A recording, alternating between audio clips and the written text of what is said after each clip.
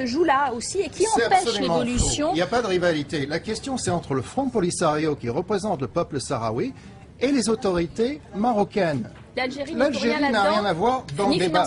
D'ailleurs, Ban Ki-moon n'a pas invité l'Algérie aux discussions à Manhasset. C'est clair et net.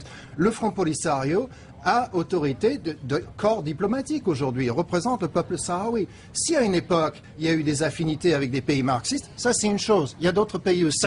Mais on peut pas balayer d'un revers de main la majorité des nations africaines qui elles-mêmes sont issues de luttes après récentes pour leur indépendance en disant que ce sont des dictatures. Je reviens dessus. Les agissements de la monarchie marocaine au Sahara occidental aujourd'hui sont inacceptables. C'est de l'ordre de la tyrannie. Marocain avec sa monarchie. Je ne suis pas du tout d'accord. C'est pas une affaire locale, monsieur. C'est un des conflits qui doit être résolu. Trouvez-moi un Marocain. Vous dites la monarchie. Les Marocains ne savent pas. Ils sont mal informés. Ils ne savent pas ce qui se passe au Sahara occidental. Je suis désolé. Si vous voulez bien, je reviens à la question.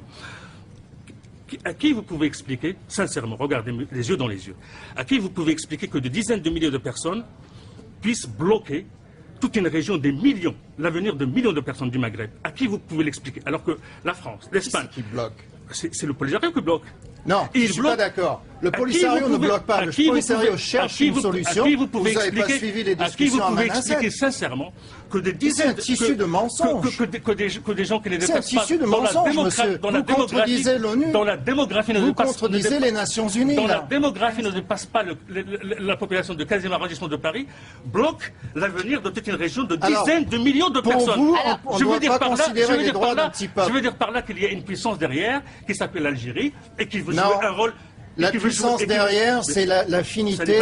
Non, non, je ne suis pas d'accord. Le gouvernement français est tenu par la monarchie marocaine presque comme un chien en laisse. C'est un sujet interdit, vous le savez. Pour avancer sur ce débat, je vous vois passionné, passionnant, mais passionné, c'est un débat passionnel. On voit rencontre après rencontre, on n'obtient pas effectivement de résultats. Est-ce que vous voyez pourtant un espoir quelconque pour ce conflit qui est né en 66, je vais répéter, qui date de 76, plus de 30 ans? L'espoir, il est là, il est clair. À la dernière rencontre qui s'est terminée hier soir, le Polisario est venu en proposant des choses. Il a proposé, je le répète, 3 options pour un référendum. Les autorités marocaines sont bloquées. C'est le processus d'autonomie ou rien d'autre. C'est-à-dire le drapeau marocain, la monnaie marocaine, l'armée marocaine qui est déjà, et la police marocaine, qui est déjà en train d'arrêter et torturer les Sahraouis. On a titré Sahara occidental l'impasse. Est-ce que vous êtes tous les deux d'accord avec le titre? Elle ne vient pas des Sahraouis. Je considère sur un... Vous savez, le monsieur il est français, moi je suis marocain, et moi je considère... Français, je suis américain. Vous êtes américain, c'est pas grave. Je veux dire par là qu'entre moi et un Sahraoui, il n'y a pas l'épaisseur d'une feuille à cigarette comme différence culturelle. Alors pourquoi vous les traitez comme ça? C'est une honte. Je les traite aussi, mais vous êtes... Vous savez ce qui se passe dans la prison noire de l'Aïoun? Je peux vous dire... C'est abominable. Je peux vous dire, vous me mêlez des coups en fait, parce que je suis marocain, je suis Sahraoui, moi. Je vais vous dire quelque chose. Laissez-le finir, monsieur Laborde, laissez-le finir. Vous n'êtes pas Sahraoui. Mais laissez-moi... Si, tous les Marocains sont Sahraouis. Tous les Marocains sont Sahraouis. C'est faux. La monarchie marocaine, c'est comme un rapace qui aurait avalé une pièce convoitée. C'est tout.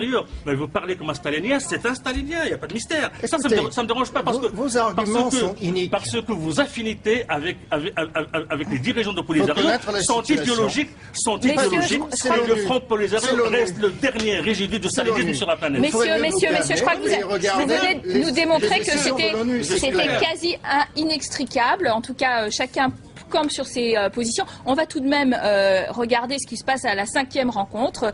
L'ONU ne désespère pas de trouver un accord sur ce délicat sujet du Sahara occidental et sur le sujet effectivement de réconciliation entre le Maroc et l'Algérie. Il n'aura pas lieu sur ce plateau malheureusement. Merci à vous d'avoir participé.